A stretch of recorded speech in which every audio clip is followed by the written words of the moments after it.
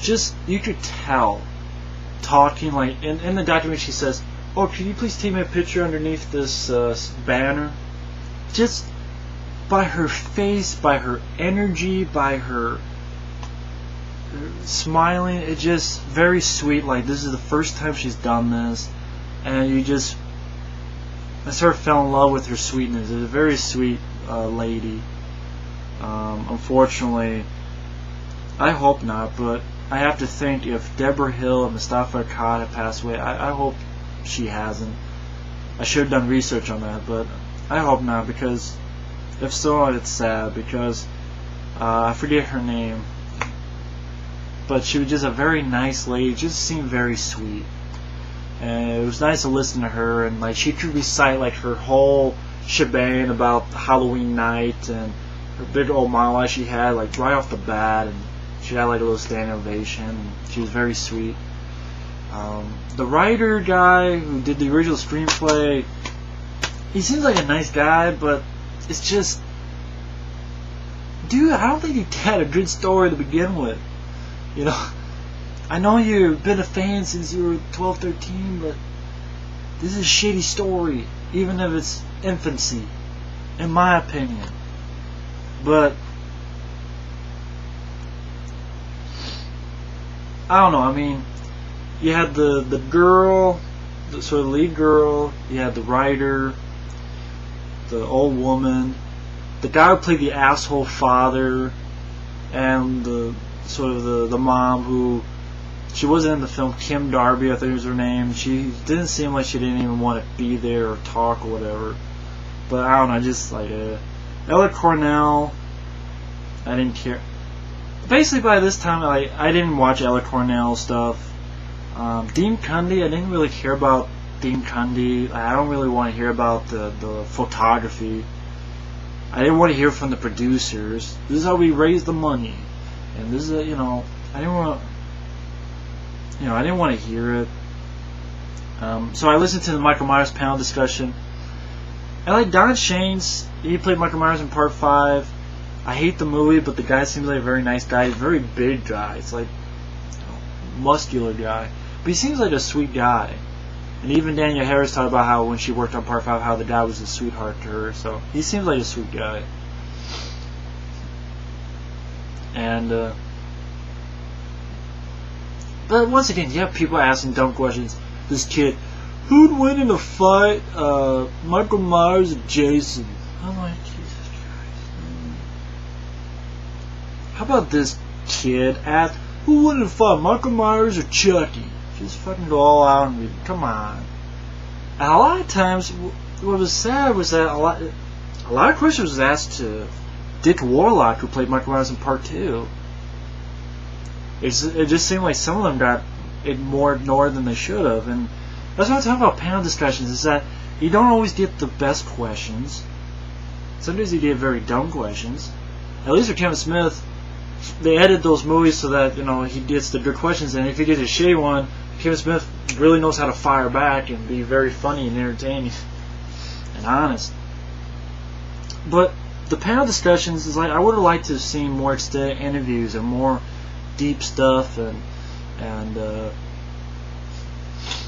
I don't know. I mean, it's okay to watch, but I'm not a fan of panel discussions, and I'm not a fan of that type of stuff. It's just people sitting around with microphones, and some of them look like they don't even want to be there, or don't even want to answer a question. Like,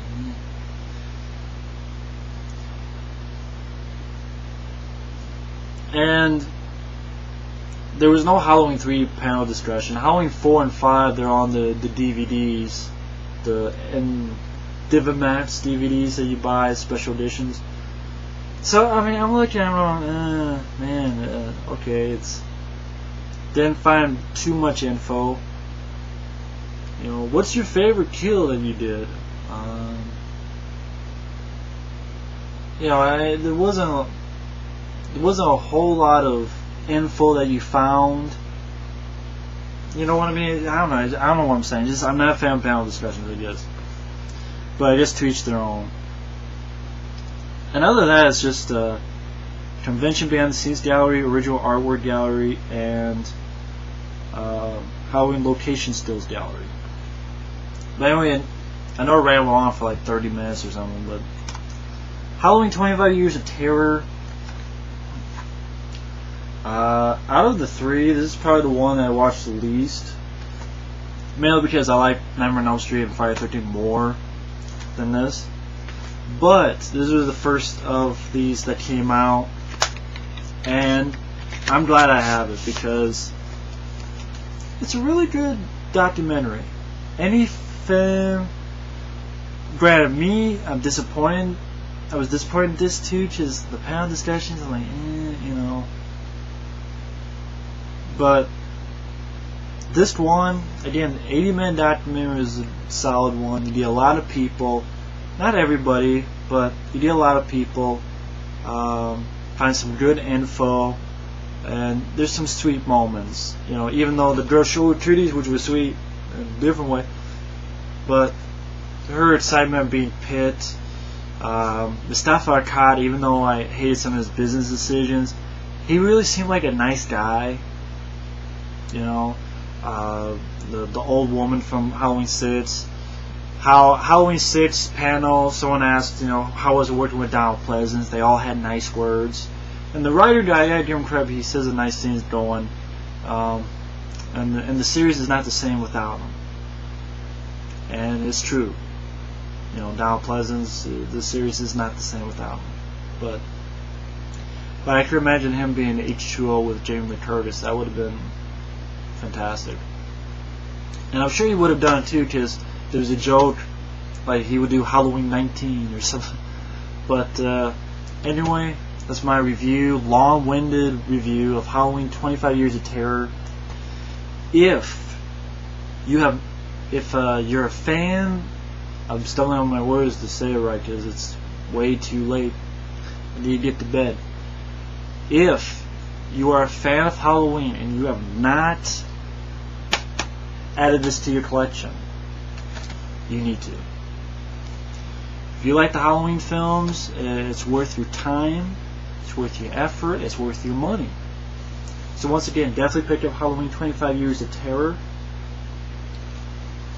Anyway, thanks for watching, and take care. And stay tuned next time where I talk about His Name Was Jason. Later.